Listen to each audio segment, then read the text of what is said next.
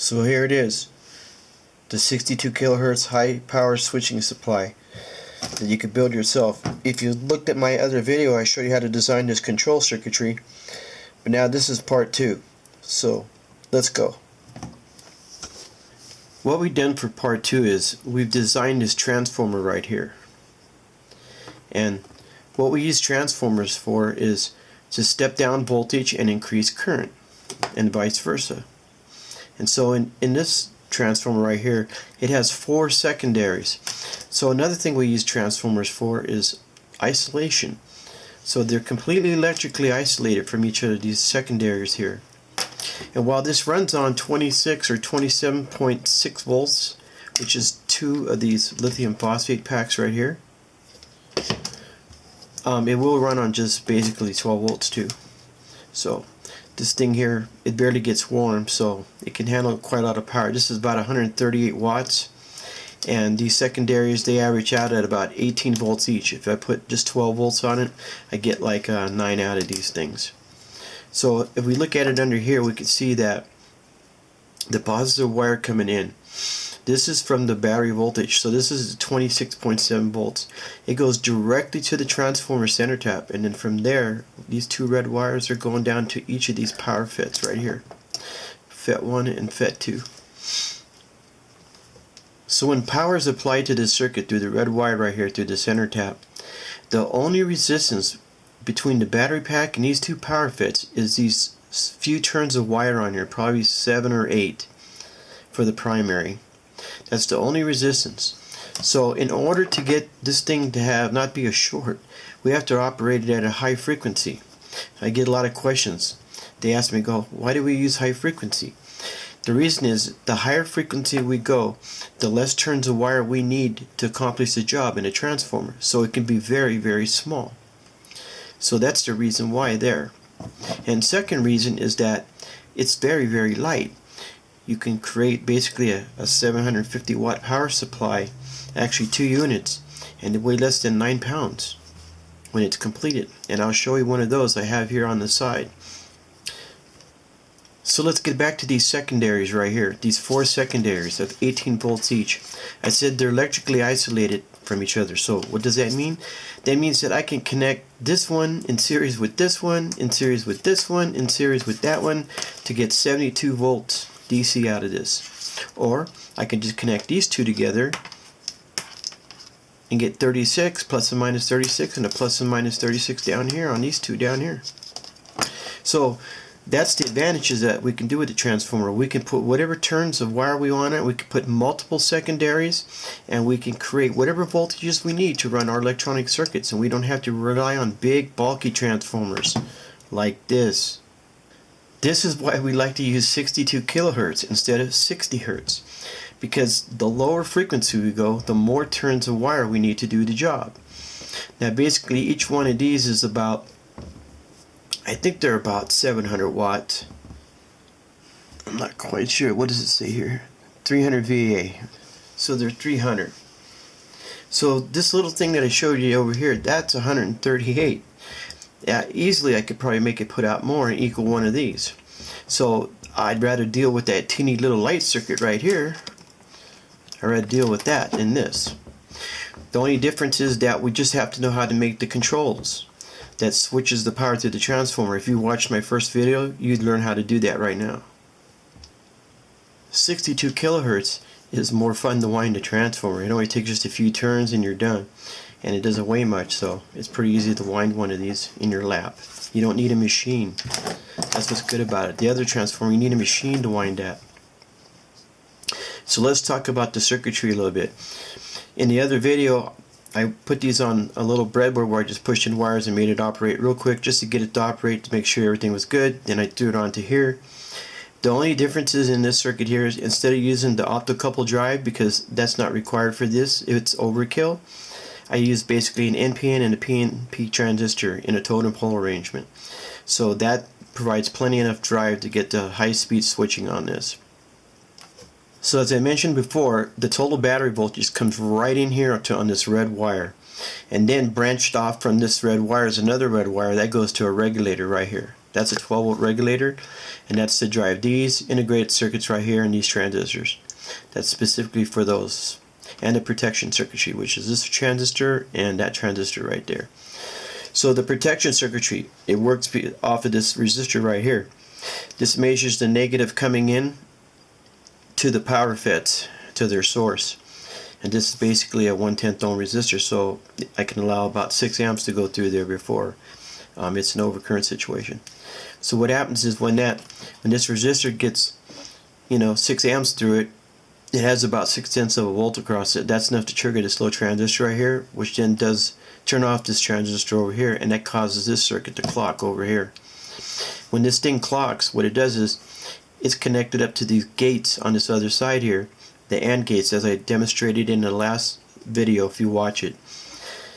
What that gates does is that turns off the drive to these power FETs right here instantly, and the speed of which that it does that is all limited by the propagation delay of this and these transistors here, which are the transistors are extremely quick. So this is probably like within like a microsecond or less that this here fires up. So what that does is that prevents these two FETs from here from driving this transformer, which would be basically a short. If you short these outputs, it would be a short on the input. So basically a transformer is transforming the energy. Whatever it sees on the other side is reflected back into the primary. So we can measure the energy that we draw over here by measuring the energy that's going in on the primary. So that's how this circuit works here with the resistor. So that limits it about 6 amp and it turns it off. Now instead of the regular type of current protection devices, the kinds they kind of like limit and then they hold there, and the power supply is just cooking at the high limit.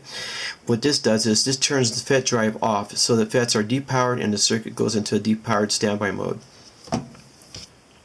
So as we're looking here at the bottom of the circuit, we see the power comes in here and it drives the primary. These are the secondaries. They each connect up to a full wave rectifier. That's on the other side right here.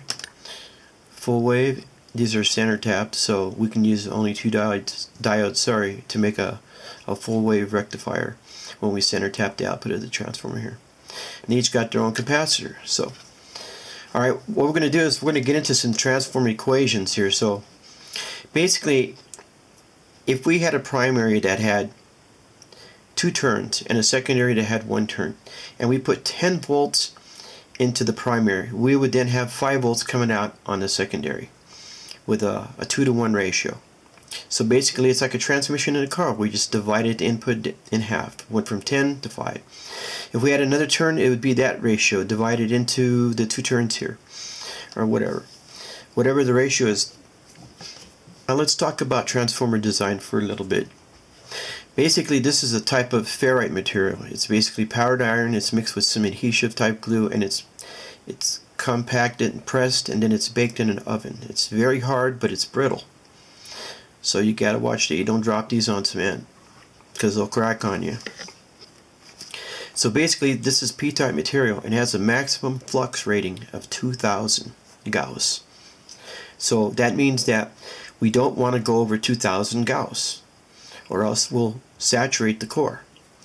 Now if we saturate the core, there's no more inductance in the coil. It's gone to 0. So what this becomes now is just a piece of wire with a few turns on it with 26 volts across it going into the FETs. So these things are going to explode. They're going to blow out. And if they're big enough and we're using enough high power coming through, they'll crack and snap. Now they will crack and snap and probably blow apart, because there would be about 6 amps going through there instantly with all that voltage. It's 138 watts about. That's enough to probably crack it and blow it right up right there. So yeah, when you turn stuff on, keep your face away from it so that you don't break your eyes, or wear safety glasses. Always protect your eyes when you turn on the power. So as I said before, I designed this to run on 27.6 volts, 2 lithium phosphate packs. But we're just going to hook it up to 1 right now real quick, just to fire it up. And then we're reading 9 volts, a little over. So let's put a little more power on it. But before I do that, let me explain the flux again. We want to operate these at below their maximum flux. So say it's got a Gauss of 2000 the core is rated for, we'll run it at about 1500 Gauss. That way the transformer doesn't get hot. and it doesn't saturate. So if we run this at half the voltage we designed it at, it's running at even lower flux. So it's even liking the energy more. It basically don't even get hot on it. So let's hook it up to full power. Okay, so I bridged these two lithium packs together, so we got the maximum input voltage that we designed it at. And so there it is. We're up and running, and I designed it so I get 18 volts out of the secondaries. So we get a little bit more because it's not under any load really. So let's put it under some load. I had to go out to the garage to get this big resistor right here used to test audio amplifiers because I don't want it to get smoking hot on my desk and my face. So I brought in some weight so it can handle it here. So before I hook this up, let's talk about regulation. This is an unregulated supply. That means that it has no knowledge if the voltage on the output drops and to correct it. So the load will drop on the batteries. If the input voltage drops because of load, the voltage drops here, it will drop out here also. So most likely that's what's going to happen. So when I hook it up, we see it drops to like 14, in about a half or whatever.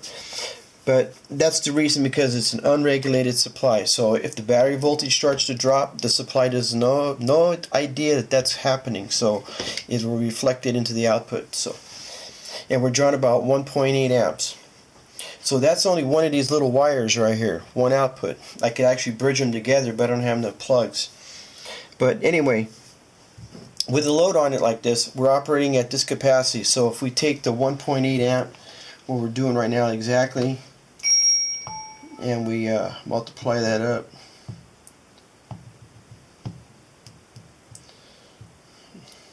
$14.29.28. See, that's 25 watts. So if I hooked up all four outputs, I'd get about 100 watts out of it. So we're just checking one side at a time right now. So now we're going to test the protection circuitry. We're going to short the output over here. We're going to put a clip over here, and we're going to put the clip over here. We'll see if it holds up. So what it did is it shut down right here. It gives the red light. The logic gate is flipped positions, and now the FET drive is turned off. This protects the supply from overheating itself into a load until you correct it. So this is called a fault condition. So to correct the fault condition, we simply have to just turn off the power and then turn the power back on. And it's up and running. We can check the heat output. We want to go here with the little gauge.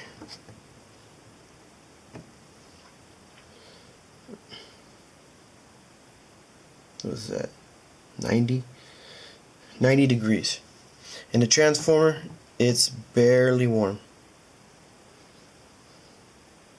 It says 82. Another reason to make these supplies is they're very efficient and they can be low on heat. Much better to have this generating a little bit of heat than that big old giant transformer generating its heat. You see, after I take the load off, we're not even back up to 18 volts. That's because these batteries are being pulled down over here. So that's the reason why on that. So that's why it's good to have a regulated supply. That way the voltage always stays constant on the output. So now I'm going to show you some transformer design equations. I got some documents on the computer. I'm going to bring that up for you. So looking up on the P material, I see it's 2500 Gauss is the maximum Gauss. Excuse me, I was a little wrong. So you could probably run it up to 2000, but I run it at less than that. And so we're going to figure that out and reverse engineer things here in a moment. But we're going to move up to the bigger transformer, the one that I showed you in the first video. We're going to look at the specs on that one, not this little one that I have right here. Because this big one, I know exactly how many turns per voltage, what works on it. That way I know when I do the formula it's going to be correct and I won't mislead you guys. The size of the output of this transformer in current and the physical size of it is determined by the size of the wire that you put on there. You put on some thick gauge wire, you have a big core. You put fine little wire, you have a little transformer core. So that's what you got to design it for. How much current you need to require in your circuit and voltage, and then you pick a wire size that'll handle that amps. And basically that's how you determine the size of this core. Now you could plug in all these formulas and stuff. It's got all kinds of stuff in here. But basically I don't use none of this because I can estimated by just looking at it. So, but this is how you do it if you don't have the thing in your hand and you want to figure it out on paper. You would use all these equations there for the size of it. And then it's got some other types of circuits here, but we're going to skip that and we're going to go to designing the primary and secondary. Now there's a lot of useful information in here to read, don't get me wrong. You know, you should read through all this and stuff if it's your first time or whatever. So that way you can understand what's going on. This is how it works. But these circuits right here, it gives you some design examples. This is a push-pull circuit over here, and then they got a typical feed-forward circuit. And they want to operate the Gauss of the transformer like in the middle somewhere around in here. If you go over here, you're saturating the core. If you're down over here, you don't got not enough flux to operate the circuit. And it has a typical flyback regulator circuit, which is what a lot of people talk about to me when they ask me questions. I don't use that. I use the push-pull circuit right here because it's way more powerful. So this is the master equation right here. This one right here. This is the number of primary turns is equal to the primary voltage times 10 raised to the power of 8. Divide into that number 4 times the Gauss times the area of the core, cross-sectional area, times the frequency that you're going to run this transformer at. That'll give you the number of turns to put on the primary. So what we're going to do right now is we're going to spend some time, we're going to take this formula apart to show you how it works. Okay, so going back to the core specification right here, the value says here, it says 162 millimeters squared, but what it really we got to plug in is 1.62. We have to move the decimal over 2 places to the left for this to be correct. So it goes like this: 150 volts DC times 10 YX8 equals, divided by parenthesis 4 times 1800 Gauss times 1.62 times 62,000 parenthesis closed equals. So we need 20.74 turns. I rounded this core down to 20 turns. That means that the flux or the Gauss up here, the flux density is going to be a little bit higher. So the Gauss is probably be at 1820 maybe. So this is core number OP-43535-UG, which means ungapped. There's no gap in the core. So this is the core that we're going to use. This is what I use. This thing here will put out 750 watts with no problem and just barely get warm at 62 kilohertz. Now I'll show you the supply that I designed with this, but first let's look at the core. We'll take it apart and it's got the bottom. So when it says ungapped, it means that there's no gap right there in the center. It's sealed. So with this bobbin right here, it's easy to put like 20 turns of 18 gauge wire will fit on here with no problem. Basically wind 2 at one time. 2 18 gauge wires at one time, wind it, and then put tape. And then I think we used only 4 turns on the secondary of 12 gauge. That gave us about 30 volts. So we figure out the secondary voltage like this. So if we want 30 volts on the output from this transformer, we could just simply just divide 30 into 150 volts on the primary, and then when we have the ratio, and then we can calculate the secondary turns that way. Or we can use this method here in their book. It's this formula right here. It's the number of secondary turns is equal to the secondary voltage divided by the primary voltage times the number of primary turns. If I do their formula, it basically works like this. It's a 30 volt output on the secondary divided by 150 volt input on the primary times 20 turns on the secondary. So that gives us 4 turns. So we need 4 turns on the secondary to get 30 volts. On this core right here, I can get 20 turns of 18 gauge wire. That's 2 strands wound by file wire. That way I can find the start and the finish of those ends and connect them together, and that makes the center tap.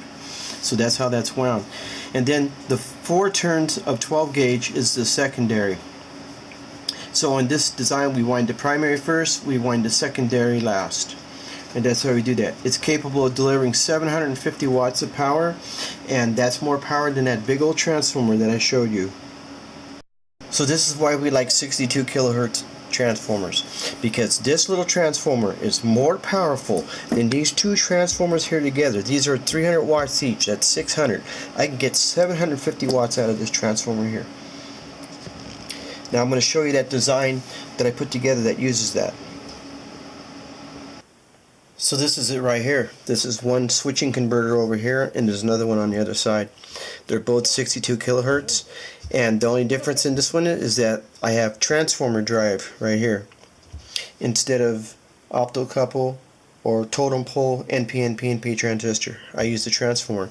This circuit has no dead time in it, and I'm kind of surprised it doesn't blow up, but it doesn't because the transformer right here, it has reaction time to the frequency, so it somehow inhibits the FETs from both switching on at the exact same time. So that's kind of cool. So there's one converter here, 750 watts, and there's another one over here on that side right there. And this is the high power switching supply that you can build with that little circuit that I showed you with video 1. This thing is incredibly light. It weighs like about 9 pounds, 9.5 pounds. And that's the advantage of using ferrite products to create your power supplies with. That's why we use 62 kilohertz. The faster the frequency, the smaller the transformer. But the faster you go, you can have copper losses increase, because now the current wants to ride on the surface of the wire instead of riding through the inside of it. So you gotta then use Litz wire to wind the transformer, and that's many strands of wire as one to make the secondary or primary too, for that matter. So I designed this power supply to charge these lithium phosphate batteries over here. That's what it does. That's why I have two separate power supplies. They're both isolated voltages, so that allows me to connect them in series. I can connect these batteries in series. I don't have to take off the jumper wire from negative to positive, and I can connect right in with this power supply and charge it up without having a short. So I designed it. These are 40 amp hour each. They're lithium phosphate. They're basically 13.8 volt, and this thing puts out 25 amps a side at 30 volts, and this is the regulator system in here that regulates it to 12.8 and 14.6, and actually 13.8 is where it floats at. So that's basically the gist of it right there. That's why we use these high frequency power supplies. These basically are made to go up in rockets because they're lightweight and they control a lot of power, and missiles need a lot of power. They need it for the guidance unit and all that. So this type of circuitry is used in basically nuclear missiles and any kind of missiles, cruise missiles. If it's a missile, it's got a switching supply in it. So my name is MOSFET, and I'd like to thank you all for watching. Remember, I have a Patreon page. If you donate, everybody donates $1, I can build stuff even bigger. And you can put comments down there like what you like to have me make. Within reason, you know. We can't make crazy stuff, but whatever's physically possible and able to handle. So, goodbye, and thanks for watching.